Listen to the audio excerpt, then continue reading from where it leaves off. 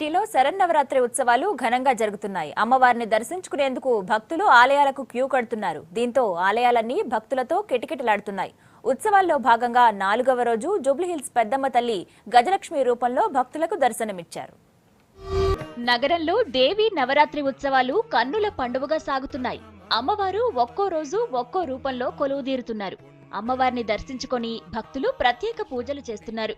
జూబ్లీహిల్స్ పెద్దమ్మ తల్లికి ఉదయం 3ంటికి పూర్ణాభిషేకంతో పూజలు చేశారు. అమ్మలకన్న అమ్మ మూలపుటమ్మ శ్రీ పెద్దమ్మ తల్లి గజలక్ష్మి అవతారమెత్తారు.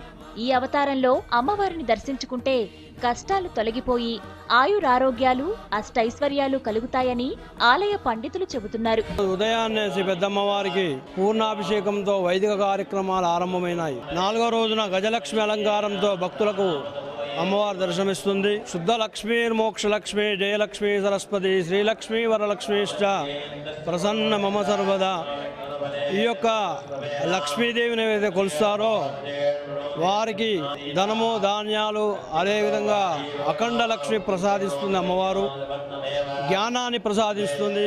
ఈరోజు గజలక్ష్మి రూపంలో అమ్మవారు దర్శించుకొని వారి కుటుంబంలో ఆయు ఆరోగ్యాలు అష్టైశ్వర్యాలు చేకూరాలను కోరుచున్నాము. శుక్రవారం కావడంతో మహిళా భక్తులు లలిత కుంకుమార్చన కోసం బారులు తీరారు.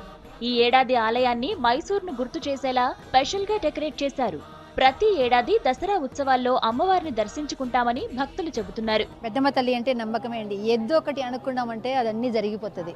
ఆమె ఎప్పుడు వెనకుంటే నడిపిస్తుందండి. చాలా బాగుందండి. ఎప్పటికంటే ఈసారి చాలా బాగుంది. అన్ని మంచిగా చేశారు. అలంకరణ చాలా బాగుంది. ఏర్పాట్లు కూడా అన్ని బాగున్నాయి. చాలా సంతోషంగా ఉంది.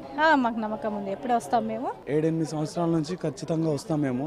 నవరాత్రులు అంటే చాలా గొప్పగా వైభవంగా జరుగుతాయి. ఏది కోరుకుంటే అది నమ్మకంగా ఖచ్చితంగా జరుగుతుంది. నవరాత్రుల్లో అమ్మవారిని ప్రతిరోజు 50,000 మంది భక్తులు దర్శించుకుంటున్నారని ఆలయ అధికారులు చెబుతున్నారు. భక్తుల రద్దీతో ప్రత్యేక క్యూ లైన్స్ ఏర్పాటు చేశారు. ప్రతిరోజు ఉచిత ప్రసాదంతో పాటు మధ్యాహ్నం అన్నదానం చేస్తున్నారు. దసరా ఉత్సవాల్లో ఈసారి ప్రత్యేకంగా మేము చాలా దివ్యంగా అలంకరించడం జరిగింది. మైసూరుని తలపించేటట్టుగా చేయాలని చెప్పి ఈ విధంగా చేయడం జరిగింది. వచ్చే భక్తులకు కూడా మేము ఏమి ఇబ్బందులు కలగకుండా సెక్యూరిటీ ఏర్పాట్లు, క్యూ లైన్లు, తాగునీటి సౌకర్యము అన్ని ఏర్పాట్లు కూడా చేయడం జరిగింది. మధ్యాహ్నం కూడా అన్నదానం ఉంటుంది. రోజుకు 50,000 మంది వరకు దర్శనం జరుగుతుంది. విజయదశమి రోజు 2 లక్షల వరకు వస్తారని చెప్పి మేము అంచనా వేసి అన్ని ఏర్పాట్లు కూడా చేయడం జరుగుతుంది. ఉత్సవాల్లో భాగంగా అమ్మవారు 5వ రోజు శ్రీ రాజరాజేశ్వరి రూపంలో దర్శనమిస్తారు.